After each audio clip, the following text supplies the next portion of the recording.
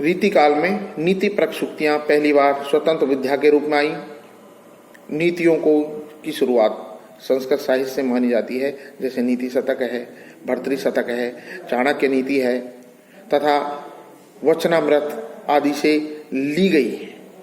यानी नीति रीति काल के अंदर हिंदी साहित्य के आदिकाल और भक्ति काल में जिनका मिला हुआ प्रयोग देखने को मिलता है। यानी हिंदी साहित्य नीतियों का आदिकाल और भक्ति काल दोनों में ही इसका मिला जुला प्रयोग देखने को मिलता है। नीति परक सूक्तियों के प्रमुख रचनाकार वेताल तथा गिरधर कवि वृंद को माना जाता है। ये हिंदी साहित्य की जो रीतिकालीन काव्य है उसकी प्रमुख प्रवृत्तियां हैं, जिनमें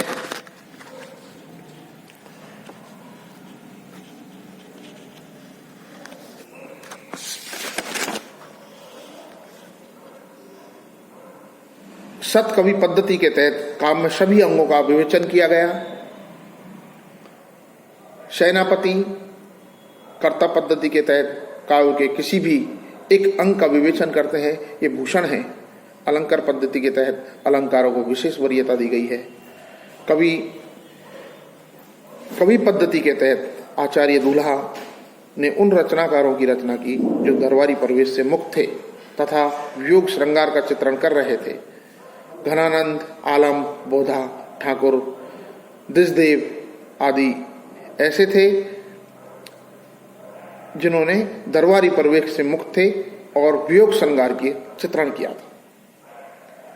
डॉक्टर ओम प्रकाश, डॉक्टर भागीरथ मिश्र ने काव्यांग विवेचन के आधार पर सर्वांग तथा विशिष्टांग विवेचन की दो भेदों की रचना की। सर्वांग सभी अंगों जैसे छंद, अलंकार, रस, निरूप, विशिष्ट टांग आदि सभी चीजों को साथ लेकर चला। यानी सर्वांग सभी अंगों को, छंद, अलंकार, रस, विशिष्ट। डॉक्टर नरेंद्र रीति निरूपण के दो भेद बताए, दो भेदों की चर्चा की है, जिसमें सामान्य शैली यानी लक्षण, उदाहरण और विशिष्ट शैली जिसमें व्याख्या। सामान्य शैली किसी एक ही छंद में लक्षण और उदाहरण और व्याख्या को रचने की परंपरा देखी गई है। यानी डॉक्टर नगेंद्र ने रीति निरूपण के दो अन्य भेद बताए हैं। कौन से? एक तो है सामान्य शैली और दूसरी है विशिष्ट शैली। सामान्य शैली के अंदर लक्षण और उदाहरण और विशिष्ट शैली में व्याख्या। यानी सामान्य शैली किसी एक ही छंद में लक्षण, उदाहरण और व्याख्या की को रचना की परंपरा देखी गई है।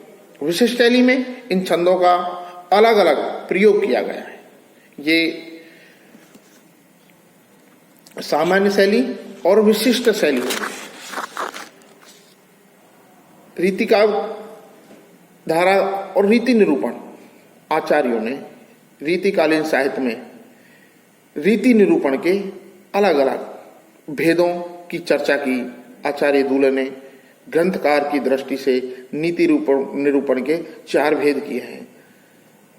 सतकवि पद्धति, कर्ता पद्धति, अलंकृति और कवि पद्धति, ये 4 भेद किए हैं आचार्य दूल्हे ने। रीति निरूपण के 4 भेद किए गए। धन्यवाद। Thank you.